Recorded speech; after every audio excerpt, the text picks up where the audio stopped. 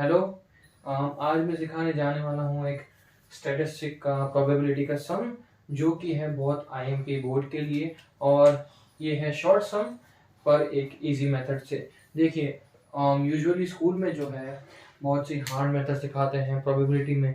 बच्चा ऑलवेज ही पहले से दिमाग में उसका फटा हुआ होता है कि प्रोबेबिलिटी ये सम, ये मेथड वो मेथड, तो उसको कंफ्यूजिंग बहुत हो जाता है इन शॉर्ट। तो उसके लिए हम आज लाए हैं एक शॉर्ट मेथड, और कह सकते हैं कि वेरी मोस्ट आईएमपी कर देना आप।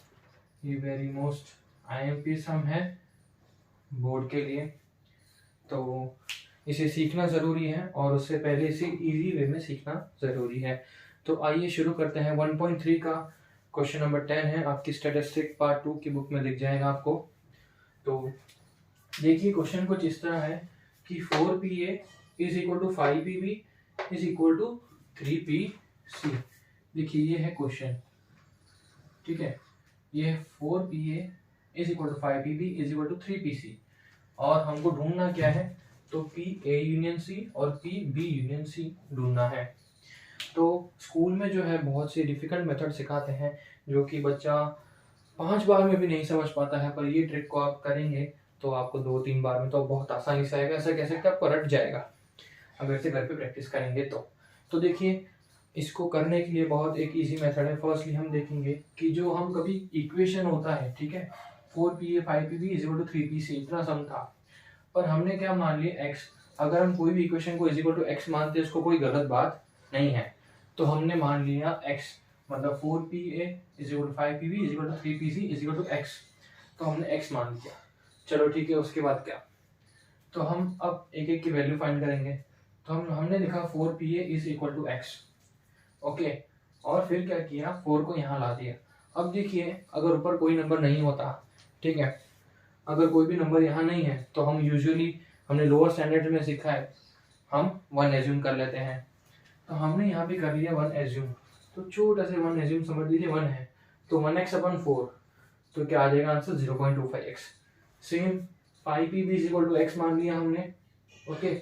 फिर PB is equal to x/5, हमने 1 एज्यूम कर लिया, जो कि हम कर सकते हैं, कोई गलत बात है नहीं, हमने एज्यूम कर लिया। फिर हमारा आया आंसर 0.2x। ऐसे ही 3PC, PC is equal to x/3, तो 0.33x। अब ये जो सम है, ये म्यूचुअली एक्सक्लूसिव और एग्जॉस्टिव वाला सम होता है। आपको बोर्ड के जो पिछले पेपर्स हैं, आप उसमें देखना चाहें तो देख सकते हैं, उसमें बहुत से ऐसे सम्स दिए होंगे म्यूचुअली एक्सक्लूसिव एंड एग्जॉस्टिव के। तो उसकी फॉर्मूला जो होती है वो इस तरह कुछ होती है PA plus PB plus PC is equal to 1। तो ये जो है उसकी फॉर्मूला होती है, ठीक है, म्यूचुअली एक्सक्लूसिव और एग्जॉस्टिव की। PA plus PB plus PC is equal to 1। मेरी राइटिंग थोड़ी खराब है, पर आप समझ लीजिएगा मैं क्या कहना चाहता हूँ, ठीक है। तो ये है उसकी फॉर्मूला। अब हमने ढूंढा PA PB PC, तो हम उसकी जस्ट वैल्यू पुट करेंगे। 0.25x, 0.2x, 0.33x is equal to 1। जैसा इक्वेशन है वैसा हमने सेम टू सेम रखा। अब इन सब का टोटल करेंगे तो हमारा आएगा 0.78 इज इक्वल टू 1। अब हमने किया क्या? 0.78 को वहां ला दिया, 1/0.78, तो इससे हमें x की वैल्यू मिल गई, जो कि है 1.28, ठीक है। अब आ जाएंगे फिर से ढूंढने। जैसे कि हमने देखा था यहाँ पे x है, सब में x है, सिर्फ नंबर नहीं है, x है। तो अब इसको PA परफेक्ट निकालने के लिए हम फिर से इसको सॉल्व करेंगे। तो देखिए कैसे सॉल्व करेंगे। PA is equal to 0.25x, जो कि है, कुछ चेंज नहीं किया, तो 0.25, और x हमारा जो निकला वो है 1.28, इंटू हो जाएगा, मल्टीप्लाई हो जाएगा, तो इसका आंसर 0.32 आएगा।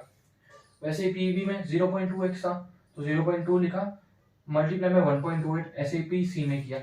अब देखो, बहुत से बच्चों का सवाल होता है कि प्रोबेबिलिटी पॉइंट में नहीं आ सकती है, ऐसा है वैसा है, तो it is totally wrong. Probability point में आती है, ठीक है, ऐसा कोई है नहीं, और आपकी बुक में भी इसे सम्स दिए गए हैं। तो ऐसा मत सोचना कि पॉइंट में आ सकती है, नहीं आ सकती है।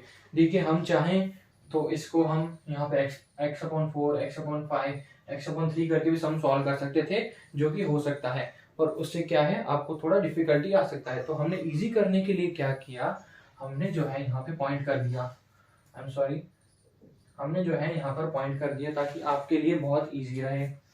तो हमने PC भी निकाल दिया, PA PB PC। अब मेन बात आती है, हमको ढूंढना क्या है। तो पी ए यूनियन सी और पी बी यूनियन सी।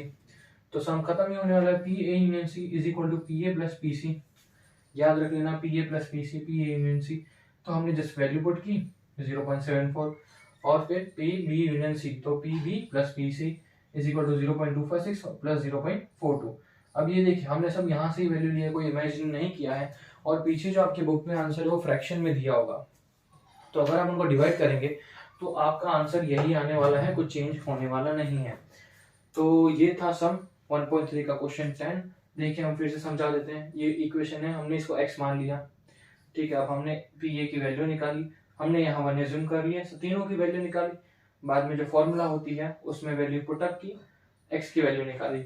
बाद में जो है यहाँ पे total final P A P B P C निकाला। तो बाद में फॉर्मूला करके जो क्वेश्चन ढूंढना था पी यूनियन बी और पी बी यूनियन सी करके हमने निकाल दिया। तो ये था 1.3 का क्वेश्चन 10। और थैंक यू सो मच। और मैं आगे भी IMP सम जो है वो अपलोड करता रहूंगा। Thank you.